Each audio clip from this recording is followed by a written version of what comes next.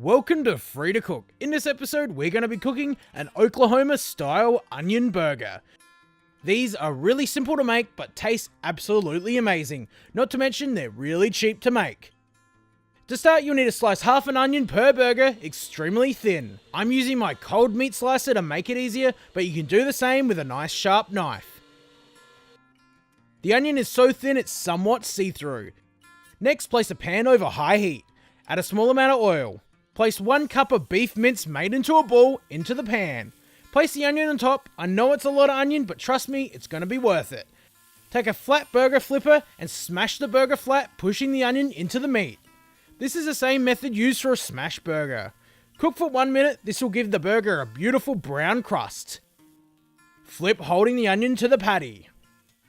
Season with black pepper and salt. Place a slice of cheese on top, followed by the top half of the bun. Cook on this side for another 1.5 minutes. Once it's cooked for 1.5 minutes and the cheese is beautifully melted, remove from the pan. Place on top of the bottom bun, and there you have it, an Oklahoma-style onion burger.